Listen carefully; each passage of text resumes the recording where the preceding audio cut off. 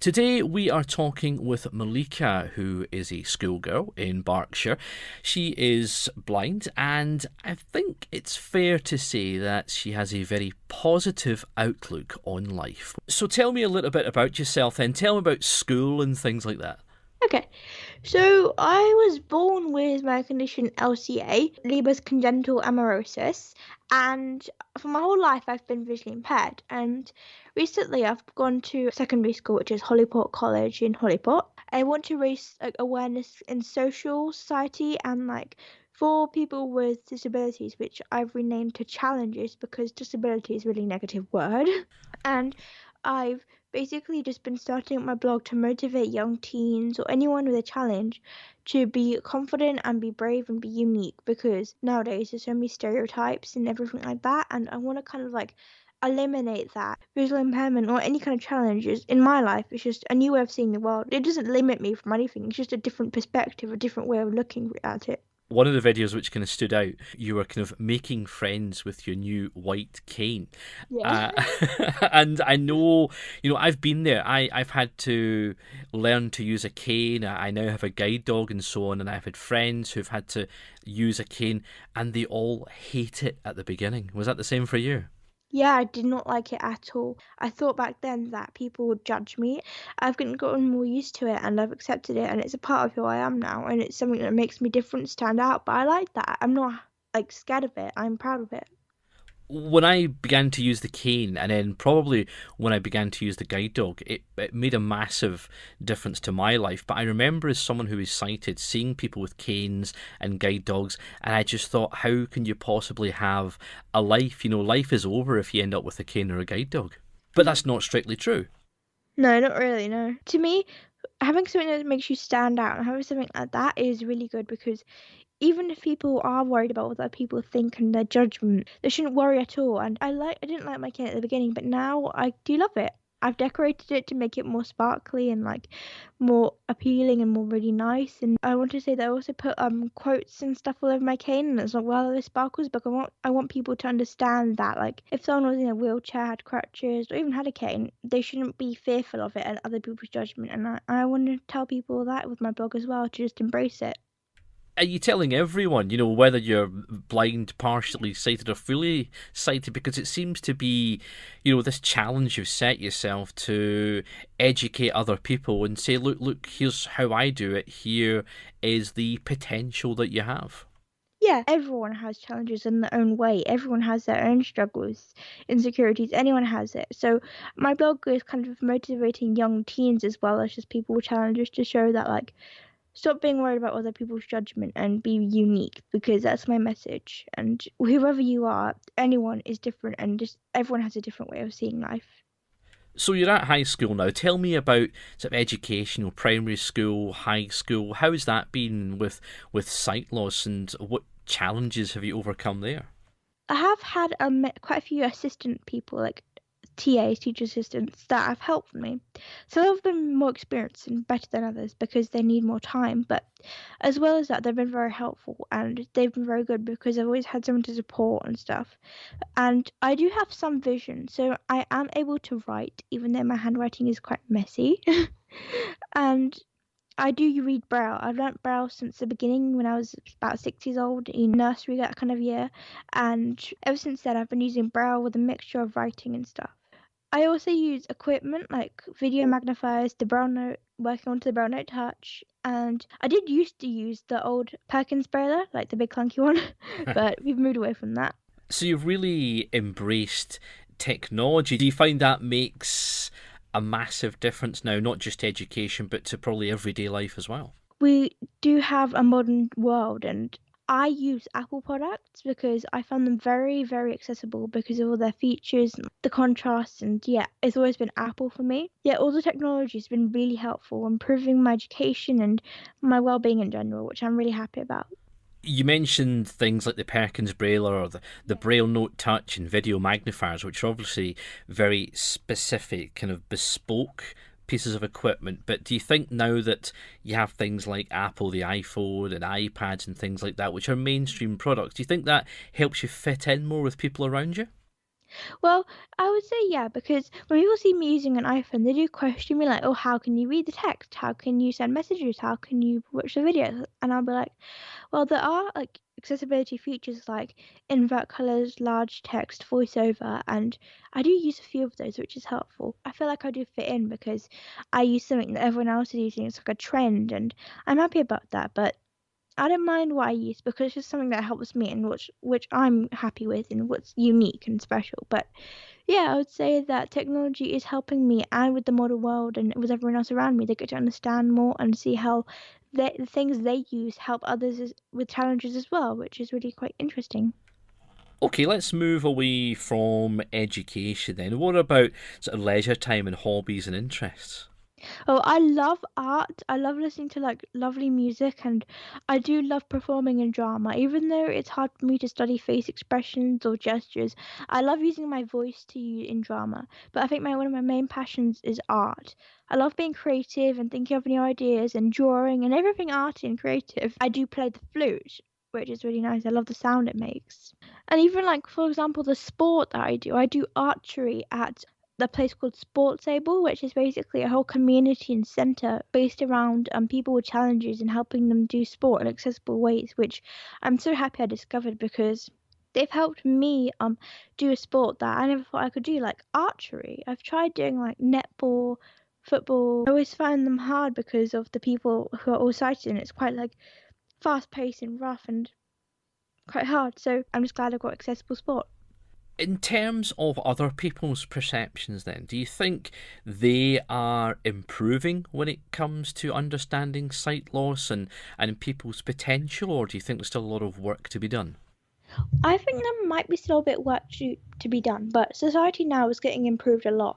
I would say that people who are vision impaired are treated differently. They're not equal, but it is getting there. People like me and people like anyone else who does awareness is really helping out, like pitching into society and giving more awareness, showing that anyone with a challenge is unique and no one should be treated less equally because of what they're physically like. And society is still going to go on the stereotypes of what people are going to be like, but it is improving in the future. Hopefully, it will improve even more, but it's getting there.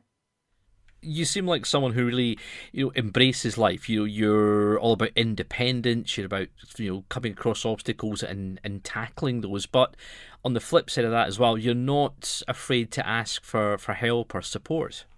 I want to do things myself, but I don't mind when asking when I need help or when anyone I can ask because I don't mind it. And I feel proud to be visually impaired, which also people can understand, but I don't mind. Tell me about the website. If people haven't been to visit it yet, what kind of things would they find there? So on meekspeaks.com, you'll probably find some videos and some blog posts, along with one of my favorite things I've been doing right now, which is my podcasts.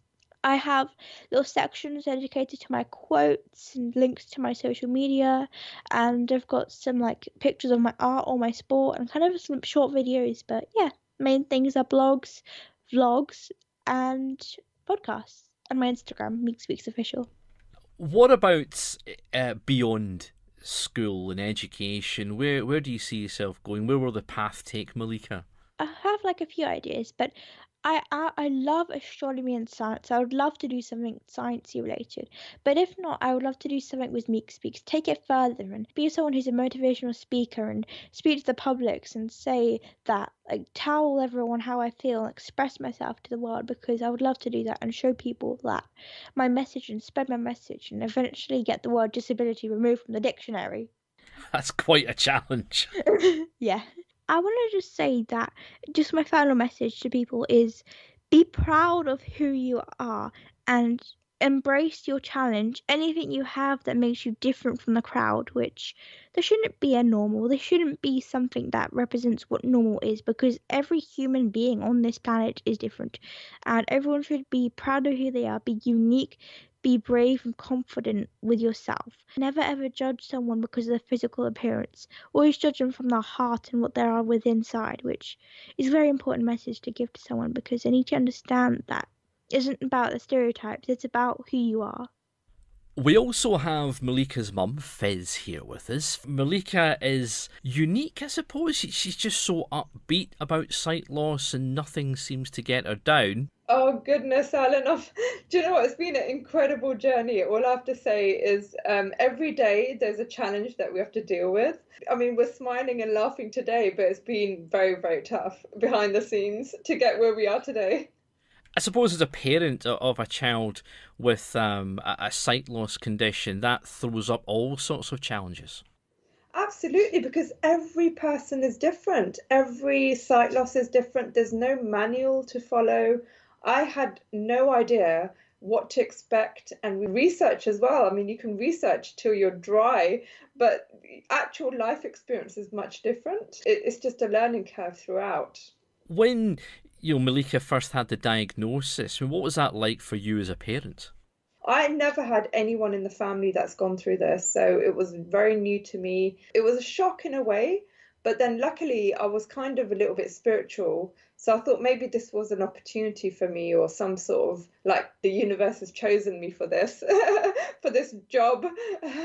But as time went on, I realized how lucky I was and how special my daughter is. Was there lots of help and support available to you? Did you grasp it with both hands?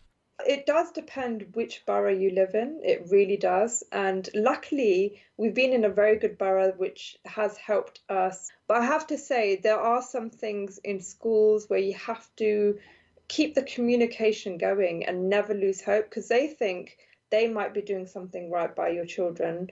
But then you might have a bit of research or talking to other parents that have got experience. For example, Maleeka, she was taught Braille from the beginning, which is fine, but they completely eliminated the fact that she could ever write.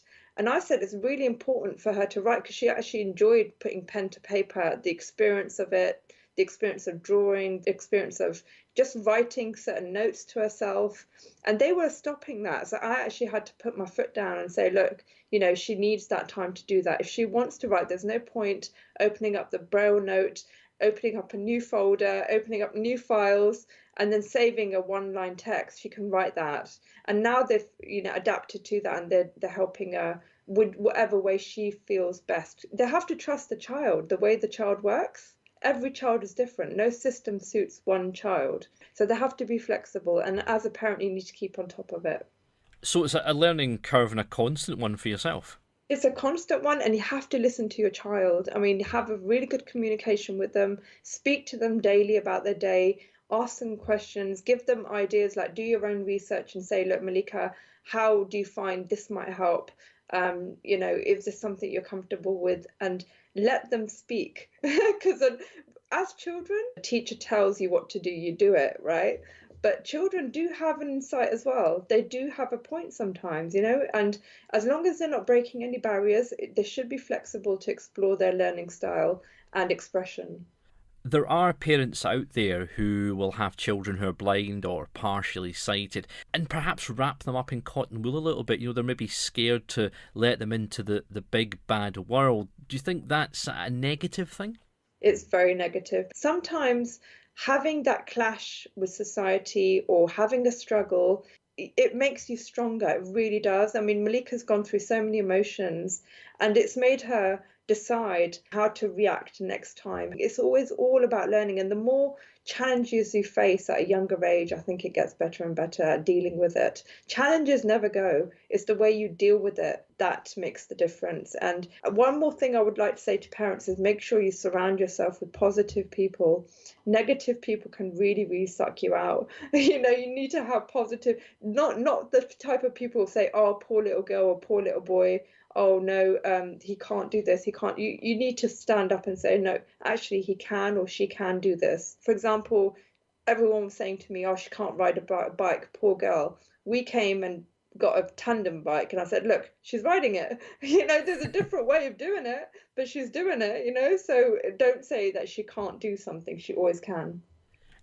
It really sounds, from talking with Maleeka, the sight loss, it's just part of her. It's who she is. She embraces that, and it kind of shapes her. So do you think that if she were to get her sight back, that may not be such a positive thing? Do you know what? It's interesting you say that, Alan, because Maleeka wouldn't be Maleeka with her sight, because she would be distracted with her sight. At the moment, she's got this amazing, amazing perspective of life. She's found the power hidden in her other senses, and her mind sharp, her focus sharp. She said that sight would just distract me and make me normal and follow what the celebrities are doing and what society deems as normal, And I want to be that different. I want to be that unique voice and tell people to do the same, So she goes, I wouldn't be Maleeka, and I know I wouldn't be learning as much if she was sighted, probably. Maleeka, I've had a look at your website. There's tons on there for people to look at, to listen to, and to follow your posts as well. So if people would like to do that, what's the best way? So I would say through my Instagram will be a good method of communication through my website, because on my Instagram I have like most of my content, like I share some of the things I've been doing and have links to my videos, and yeah, it's one of my favorite sites to use. But on my website I think the highlight would be the podcasts, and my YouTube channel I basically post kind of the extended versions of everything, so giving more information and like tips, tricks, and my kind of life stories, kind of like events that we've been through. It's www.meekspeaks.com. So it's Meeks Speak, so MEEKSSPEAKS.com. Maleeka, it's been great chatting with you. Let's hope more people do go and have a look at the website and learn a little something as well. But thank you for telling us your story on RNIB Connect Radio. You're welcome. Thank you. Oh, you're most welcome, Alan. Thank you so much for what you do. So if you like my content, why don't you try giving that little subscribe button a little click with your little finger. And if you like my Instagram, @MeeksSpeaksOfficial, go check it out. It's got lovely content like quotes, beauty and gaming, and there should be lots more coming in the future. And if you guys like Facebook, go check out my Facebook page. It's really colourful and pretty, just like my little website over there.